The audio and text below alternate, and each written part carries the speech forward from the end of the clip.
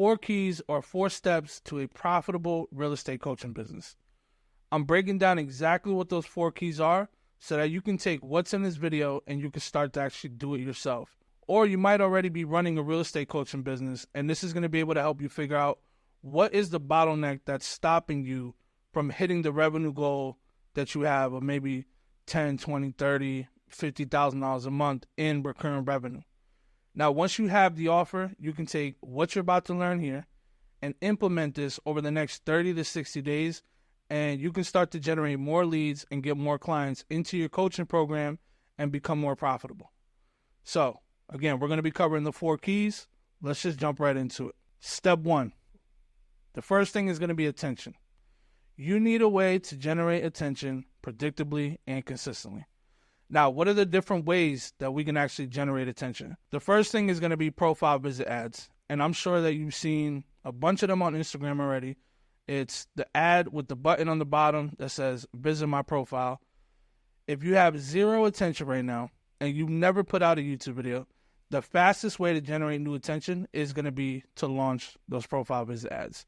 So stop watching the video, go script out your ads, make sure that they're value driven, make them around your offer, and then tell people to follow you. This is going to be the easiest and the fastest way to get that attention that you need. You can start to generate anywhere from 10 to 50 followers per day, depending on the budget. Now, why ads? Because ads are actually predictable. I'm not the biggest fan of just posting organic content only and then hoping that the algorithm likes me enough to push me out in front of the people that I want to work with.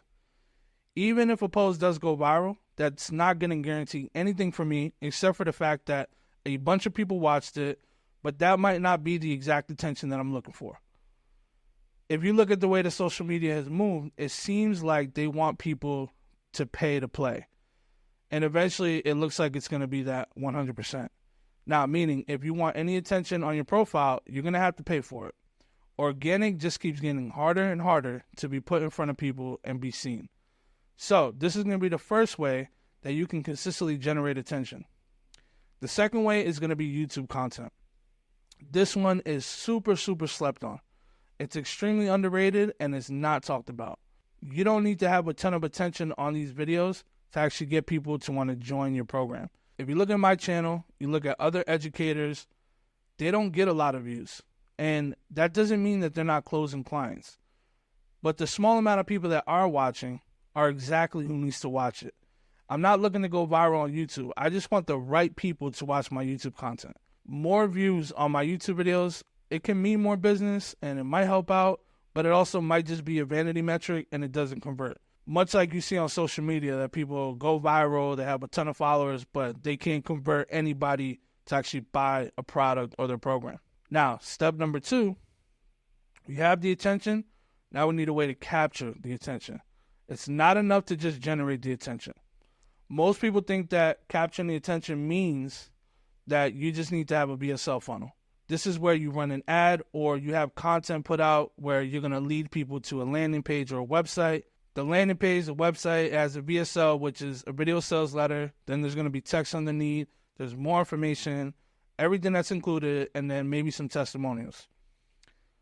That's only going to be one funnel, and in my opinion, it doesn't really work that well because it's very direct. It's a cold approach, and in today's climate, trust is very low, and people need more touch points before they actually make the decision on you being the best option for a coach for them.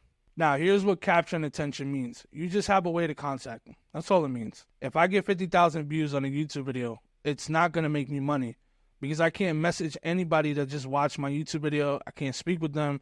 I have no way of calling them. I can't have a conversation with them. That's why the views metric is useless. A better metric is to measure how many people can you actually contact on a daily, weekly, or a monthly basis. Meaning, how many people can you get in touch with, drive them to a sales call, and then actually speak to. Now, you can also get their information, like their email, their phone number, but that's not the only way to do it. Most of the attention that I capture is going to be done through getting followers and then DMs on Instagram. It's not going to require you to have a bunch of different marketing softwares.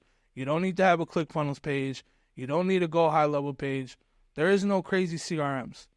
It is simple as getting their attention, getting them to follow me, and then capture their attention and getting them to message me. The other way I also like to do it is by using email. They're going to follow you, and then you can get them to comment or DM you with a keyword, and then you send them a lead magnet. You can also run a DM ad, which is basically an ad that just says, hey, DM me, and that can be the keyword, and you're just, promoting your lead magnet in the ad. So you're going to get an email, and they're going to get a valuable lead magnet in exchange.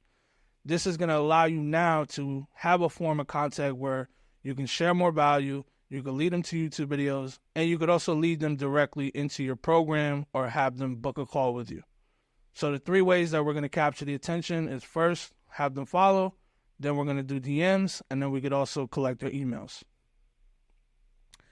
Now, step 3. So number 1, we got the attention. Whether that's going to be through paid ads or organic, if you already have a bunch of organic attention, then you don't need to run ads.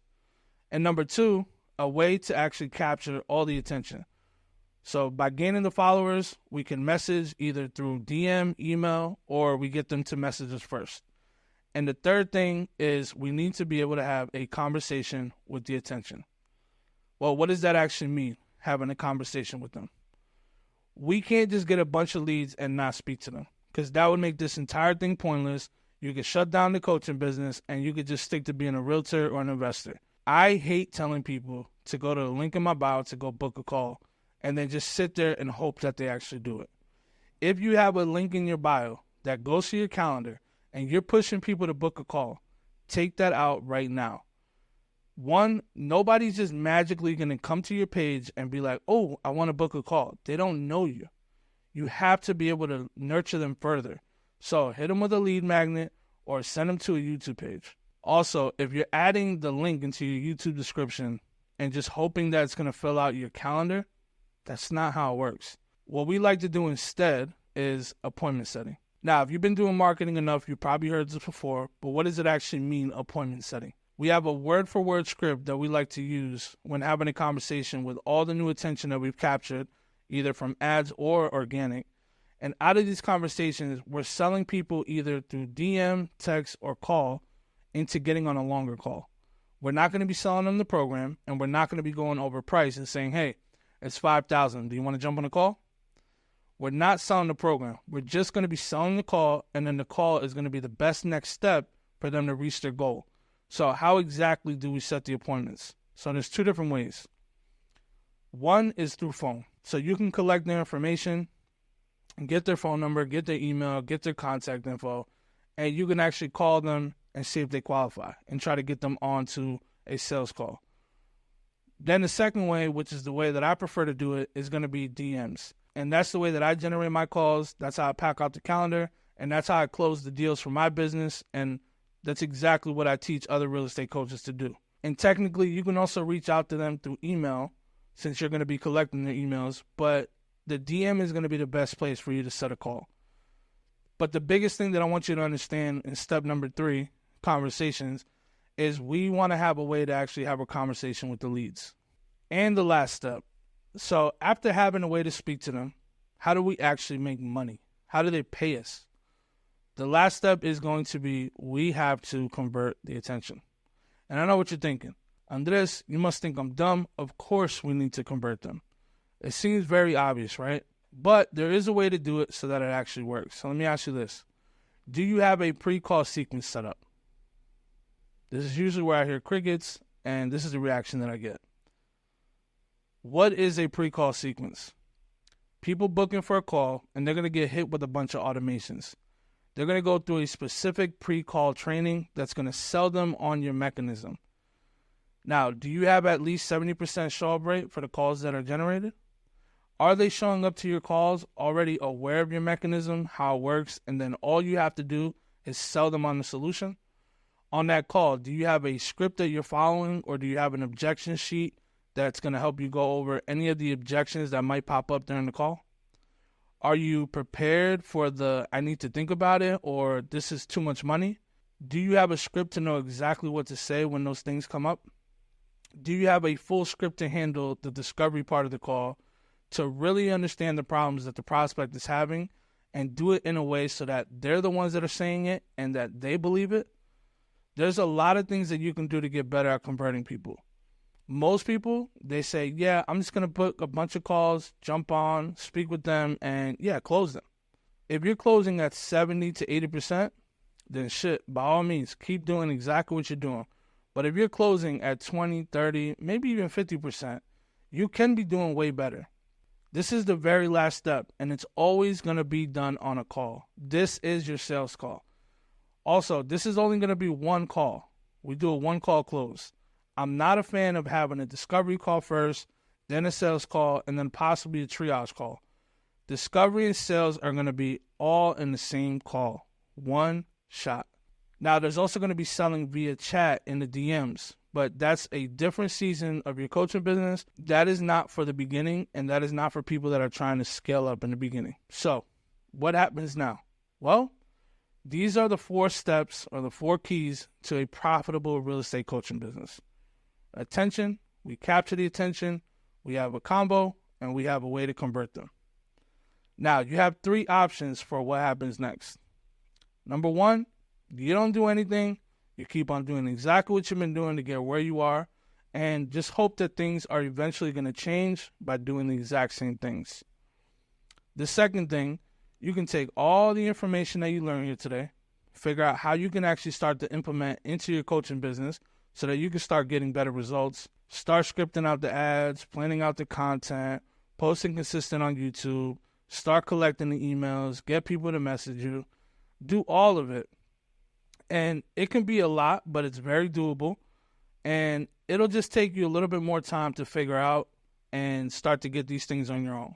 And then the last option is you want to be able to do all this, but you feel like you don't quite know exactly where to start or exactly how to put it all together. And you know that you can figure out alone, but you do want to move at a much faster pace and you want to have the right guidance. That's exactly what I'm here for. I'm here to help you with every single step and make sure that you're going to be doing it the right way so that you can actually grow your coaching business much, much faster. Now, if that sounds like you, then I would definitely like to have a chat with you, see what you got going on, what step maybe you need the most help with, and then just see if we're a good fit altogether. So send me a DM on Instagram. I'm going to put my Instagram down in the description. I know this isn't a super long video, but I hope that the information was very valuable. On that note, I'm going to get out of here. Peace out, and I will catch you guys on the next training.